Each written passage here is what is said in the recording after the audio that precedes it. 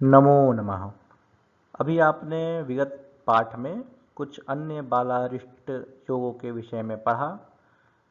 मतलब चंद्रमा पाप ग्रह के साथ सप्तम स्थान में हो, अष्टम में हो और शुभ ग्रह उसे नहीं देख रहा हो, पुनः केंद्र स्थान में पाप ग्रह की स्थिति हो तो बालारिष्ट योग होता है।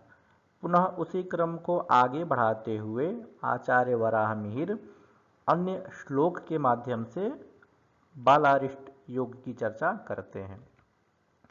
अरिष्टाध्याय का यह 6वां श्लोक है। इस 6वें श्लोक में भी आचार्य वराह मिहिर कुछ अन्य बालारिष्ट योगों को प्रदर्शित कर रहे हैं।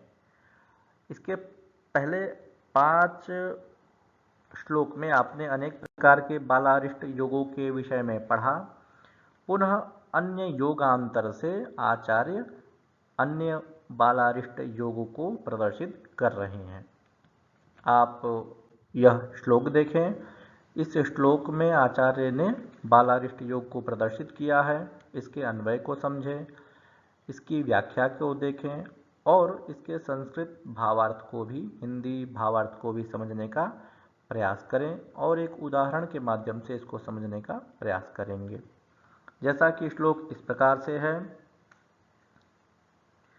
चतुरस्रे सप्तमगः पापान्तस्थः शशि मरणदाता उदयगतो वा चंद्रः सप्तम राशि स्थितैः पापैः।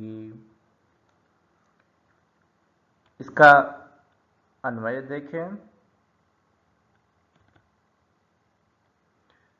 शशि पापान्तस्थः चतुरस्रे सप्तमगः मरणदाता भवति वा चंद्रः उदयगतो सप्तम राशि स्थितैः पापैः मरणदाता भवति।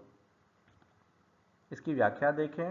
शशि चंद्रः पापान्तस्थः पापग्रह मध्यः चतुरस्रे चतुर्थ अष्टमे सप्तमगः सप्तमगतः मरणदाता मृत्युदः भवति वा अथवा चंद्रः सोमः उदयगतः लग्नगतः सप्तमराशि स्थितैः सप्तमराशिगतैः पापैः पापग्रहैः मरणदाता भवति। अब इसके हिंदी भावार्थ को समझने का प्रयास करते हैं। तो आचार्य वराह मिहिर ने पुनः इस श्लोक में चंद्र के माध्यम से बालारिष्ट का योग किस प्रकार से होता है उसके विषय को प्रदर्शित किया है। कहते हैं कि शशि पापान्तस्थ, शशि मतलब चंद्रमा, कैसा हो? पापान्तस्थ मतलब पाप ग्रहों के मध्य में हो, अर्थात चंद्र जहाँ पर बैठा है उससे अगले वाले भाव में और उससे पूर्व वाले भाव में पाप ग्रह होने चाहिए। अथवा सूक्ष्म रूप में हम कहें तो चंद्रमा जिस अंश पर है उस अंश से आगे और उस अंश से कुछ अंश पूर्व यदि पाप ग्रह है तो वह बालारिष्ट को प्रदर्शित करेगा, बालारिष्ट की स्थितियों को प्रदर्शित करेगा। इसके अतिरिक्त पुनः कहते हैं कि चतुरस्रे अर्थात चतुर्थ और अष्टम स्थान में अथवा सप्तम स्थान में गया हुआ हो, मतलब जो चंद्र है वह पाप ग्रहों के मध्य होना चाहिए। तो कौन से भाव में होना चाहिए? तो चतुर्थ भाव में हो अथवा सप्तम भाव में हो अथवा अष्टम भाव में हो तो वह मरणदाता होता है, अर्थात वह चंद्रमा मृत्यु को प्रदर्शित करता है या कष्ट को प्रदर्शित करता है या अत्यंत दुख को वह प्रदर्शित करता है। इसके अतिरिक्त पुनः अन्य सूत्र बता रहे हैं।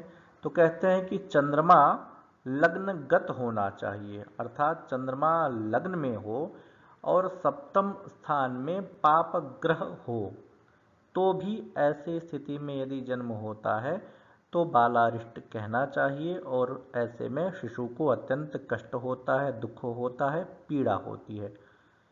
इसमें दो तरह की ग्रह स्थितियों के बारे में बता दिए हैं आचार्य वराहमिहिर ने। पुनः इसमें मृत्यु के काल का निर्देश इसमें भी नहीं किया है।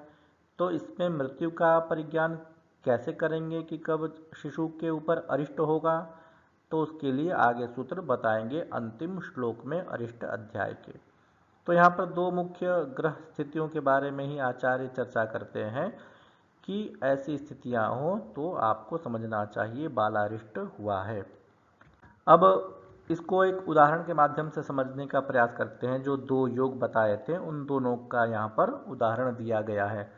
जैसा कि अभी आचार्य ने कहा था कि चंद्रमा सप्तम स्थान अष्टम स्थान में होना चाहिए अथवा चतुर्थ स्थान में होना चाहिए। कैसे हो, तो पाप ग्रहों के मध्य हो। तो आप देखिए प्रथम उदाहरण में चंद्रमा मेष लग्न है और तुला राशि में चंद्रमा है और षष्ठ भाव में शनि है तथा अष्टम भाव में मंगल है। शनि और मंगल दोनों पाप ग्रह होते हैं। तो पाप ग्रहों के मध्य में चंद्रमा हो गया और वह सप्तम स्थान में गया हुआ है, तो बालारिष्ट का जन्म हुआ। अब दूसरी स्थिति आप देखें, वृषभ लग्न है और सप्तम स्थान में शनि है। द्वितीय स्थिति में आचार्य ने कहा था कि लग्न में चंद्रमा होना चाहिए और सप्तम स्थान में कोई पाप ग्रह होना चाहिए, तो भी बालारिष्ट होता है। सप्तम में शनि है, सप्तम में मंगल भी हो सकता था, सूर्य भी हो सकता था, तो भी बालारिष्ट को कहना चाहिए। तो यहाँ पर उदाहरण के लिए सप्तम स्थान अर्थात वृश्चिक राशि में शनि को प्रदर्शित किया गया है। तो इस प्रकार की ग्रह स्थिति में यदि शिशु का जन्म होता है तो निश्चित रूप से बालारिष्ट होता है, ऐसा समझना चाहिए। आप इस प्रश्न के उत्तर देने का प्रयास करें।